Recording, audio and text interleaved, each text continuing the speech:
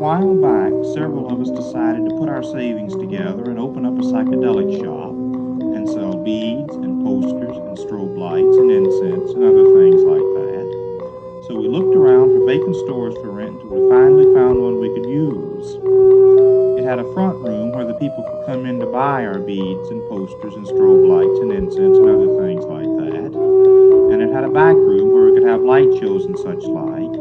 And in back of that was a storeroom where we could store the things that we were going to sell to the people in the front room. There was just one problem. The storeroom was so full of junk that there was no room for us to store the beads and posters and strobe lights and incense and other things like that we were going to sell. So, we went to the owner of the building and asked him to please clean out the storeroom because it was so full of junk that there was no room for us to store the beads and posters and strobe lights and incense and other things like that we were going to sell to the people in the front room. And he said that if we cleaned it out ourselves, we could have all the junk to keep or throw away or sell or do whatever we wanted to with. So, bright and early the next morning, we went to our store and started sorting through the junk in the storeroom to see what we had that we could keep or throw away or sell or do whatever we wanted to with. And this is what we found. A pile of old newspapers, an electric fan, a radio with 3 tubes missing, a footlocker full of dandruff, an automobile tire, a funny mirror from a funhouse, a municipal court judge, an electric sundial, a filing cabinet, a hunting rifle made entirely of sponge rubber with a box of sponge rubber bullets to go with it, a sleeping bag, a book titled Antarctica on $5 a day,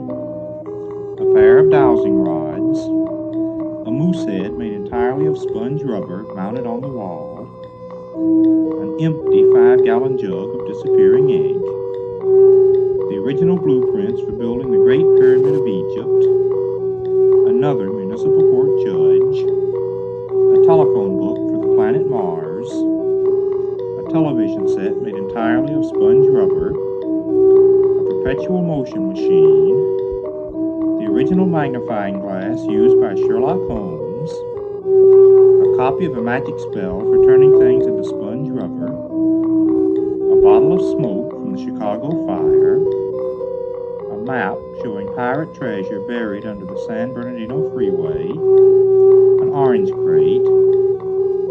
an invisible traffic light, a tesseract, a swimming pool, a yellow crate,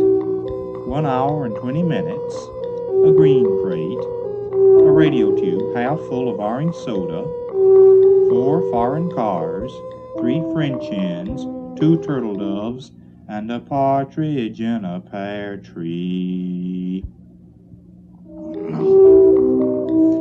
Well, we had to let the 2 judges go, and just this morning a flying saucer came down and bought the phone book, but everything else is on sale cheap.